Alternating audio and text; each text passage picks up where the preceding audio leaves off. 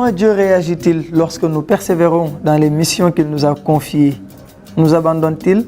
L'exemple du prophète Nuh alayhi salam nous enseigne que la fidélité à notre devoir divin est toujours honorée, même dans les moments les plus difficiles. Sa mission était sur une région entre les fleuves Tigre et Euphrate, où les gens avaient sombré dans l'idolâtrie et l'oubli de la véritable adoration d'Allah. La mission du prophète Nuh était difficile. Malgré le comportement décourageant de ceux qu'il appelait, il n'a jamais baissé les bras. Et chaque fois que je les ai appelés pour que tu leur pardonnes, ils ont mis leurs doigts dans leurs oreilles, se sont couverts de leurs vêtements, se sont entêtés et se sont montrés très arrogants. Ce passage du Coran qui raconte l'histoire ou une partie de l'histoire du prophète Nuh montre qu'après la période de piété qui a suivi la mort d'Adam, alayhi salam, les gens ont progressivement succombé aux tentations des diables. Ils ont abandonné la voie de la foi pure. Parmi les premiers à être influencés par les diables se trouvaient 5 hommes pieux et respectés par leur peuple. Les diables leur ont suggéré de construire des statues pour honorer ces hommes après leur mort, afin de perpétuer leur mémoire et de les vénérer comme intercesseurs auprès de Dieu. Au fil du temps, les gens ont commencé à adorer ces statues. Ils ont oublié la véritable adoration de Dieu. C'est à cette époque que Dieu a envoyé Nuh, qui était confronté à une grande opposition de la part des notables de son peuple, qui se moquaient de lui et le considéraient comme un égaré.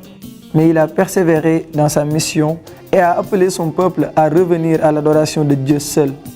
Malgré ses efforts pour transmettre le message divin, la plupart de son peuple a persisté dans l'incrédulité. Ils se sont moqués de lui et refusé de croire à ses avertissements. Seuls quelques-uns, principalement parmi les pauvres et les faibles, ont cru en lui.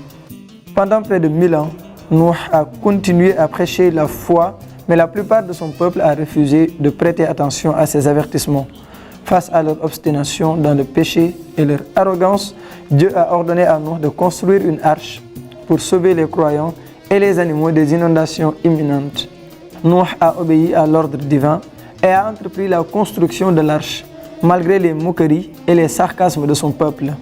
Il a travaillé sans relâche pendant de nombreuses années et a scrupuleusement suivi les instructions de Dieu.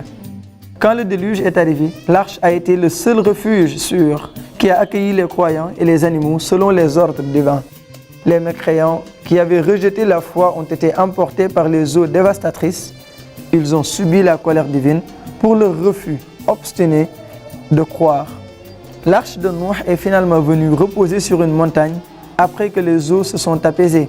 Alors lui et les croyants ont pu redescendre sur une terre purifiée par le châtiment divin.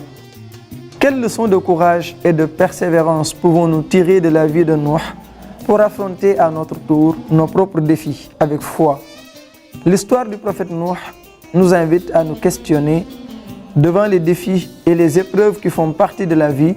Sommes-nous disposés à persévérer dans notre foi avec autant de courage et de dévotion que lui?